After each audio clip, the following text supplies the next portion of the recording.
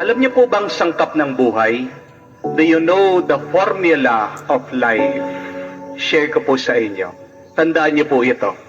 That life consists 90% happiness and 10% misery. 90% goodness, 10% evil. 90% graces, but 10% sin. Pakatandaan niyo po yan. Mas marami ang mabuti kesa sa masama. And the challenge for us is to stop holding on to misery.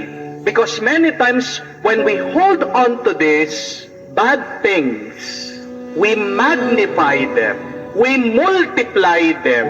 10% na lang yung pangit na nangyayari sa buhay mo, ginagawa mo pang 100%. Amen? Tingnan niyo po. Yan yung problema sa atin. Nakakalimutan na natin na mas marami, mas malaki ang grasya, kabutihan, tuwa na binibigay ng Diyos. Merong napakaliit na porsyento, 10%, pero hindi natin mabitawan at tayong ginagawa natin, pinapalaki natin, pinaparami natin, ginagawa nating big deal. Sa unang pagbasa, ang daming sinabing magaganda, napakabuti ng ating Panginoon sa kanyang bayan. I will save you. I will listen to your prayers and answer your prayers. I will not abandon you. Hindi kayo magugutom, hindi kayo mauuhaw. Papantayin ko ang mga bundok para mabilis ang inyong paglalakbay. Pero ano yung sinabi ng bayan ng Diyos? Iniwan tayo ng Diyos. God has forsaken us, sabi nila.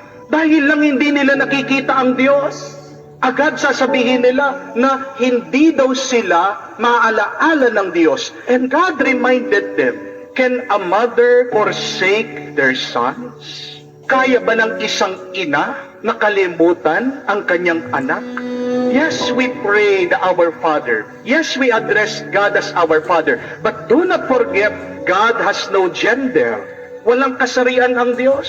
God is a loving Father, but God is also a loving Mother. At kahit kailanman, hindi tayo papabayaan, hindi tayo bibitawan, hindi tayo kakalimutan ng Diyos.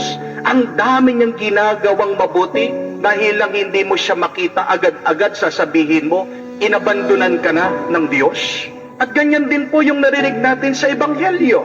Ang daming mga milagro na pinakita ng ating Panginoon, ang dami niyang mabubuti na tinuturo sa mga tao, nakakamangha yung kanyang mga ginagawa. Anong sabi ng mga Pariseo? Anong sabi ng mga Hudyo? Pinapantay niya yung sarili niya sa Diyos. Dahil tinatawag niya ang Diyos kanyang Ama. Ano yung nakita ng mga Hudyo? Lumabag siya doon sa araw ng Sabat. Dapat nagpapahinga, dapat walang ginagawa. Pero anong ginawa niya? Nakapagpagaling siya, dapat siyang patayin.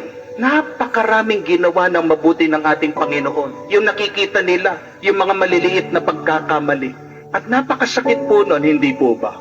Siguro lahat tayo naranasan na din natin yan, no? At mararanasan natin yan sa buhay natin. Yung ang dami-dami mong ginawang mabuti, pagkatapos minsan ka lang magkakamali, parang ang sama-sama mo na. Napakakonti lang ng iyong pagkakamali, napakakonti lang ng iyong kasalanan, daig mo pang demonyo kung ikaw ay pag-usapan. Napakasakit. Kaya napakasakit din para sa mga ibang misis. Nasasabihan sila na hindi sila mahal ng kanilang mga mister dahil dun sa mga maliliit nilang kasalanan, mga maliliit nilang pagkukulang. Dahil lang busy sa pagtatrabaho, walang panahon para dun sa mister, maghahanap ng iba, kaya daw na-fall sa iba kasi walang quality time. Napakaliit na problema, pinapalaki, pinaparami.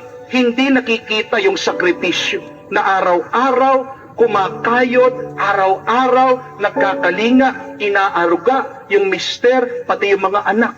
Napakasakit para sa isang magulang. Pagsabihan siya ng kanyang anak, yung pang-anak tatanim ng galit sa kanyang magulang dahil hindi lang napagbigyan. Pero hindi maalaala ng bata na mag-umpisa nung siya'y sanggol, nandun yung kanyang ina, Nilamok lang, ayaw padapuin ng ina doon sa balat ng kanyang anak. Pag nagkakasakit, hindi alam ng magulang, hindi alam ng ina kung anong gagawin niya. Umiiyak, natataranta. Hindi alam ng ina kung paano siya maghahanap ng pera para matustusan yung pangangailangan ng anak. Pagkain, damit, mapag-aral. Pagkatapos napakaliit lang ng request, hindi lang mapagbigyan. Nagdadabog na. Parang ang sama-sama ng ina, ng magulang niya. Ganyan din po sa aming mga pari, sa inyong mga parokyanos, hindi po ba? Hindi lang mapagbigyan doon sa gusto, hindi lang masunod ng pari, yung plano ng parishioner. Sinisiraan ang pari. Kung ano-ano yung sinasabi sa pari, parang ang sama-sama ng pari. Nakakalungkot. Pagpilit nating binibigyan ng pansin yung mga maliliit na pagkukulang, kesa sa makita natin yung napakalaking grasya, napakalaking kabutihan. Yan yung kinakalungkot ng Diyos. At yan yung nakakalungkot sa ating buhay. Pero hindi naman kailangan maging ganyan yung buhay natin. Life doesn't have to be that way. Remember that. We should remember, tandaan niyo po, 90% ito ay puno ng tuwa at galak. 90% ito ay mabuti. 90% ito ay grasya. 10% lang. Meron pa rin maliit na porsyento kasi pumasok dyan yung masama. Pumasok dyan yung ahas. Kakaunti lang yung masama. Huwag mo naman yan bigyan ng pansin. Huwag mo naman yan paramihin. Huwag mo naman yan palakihin. Do not make the bad 10% your 100% in life, because that is not how God made our life. Nung ginawa ng Panginoon ng lahat, ano yung sinabi ng Panginoon? Good. Very good. At yung masama, wala man. Parang awan nyo naman. Huwag nyo nang gawin very bad yung bad. Kaya magdasal po tayo.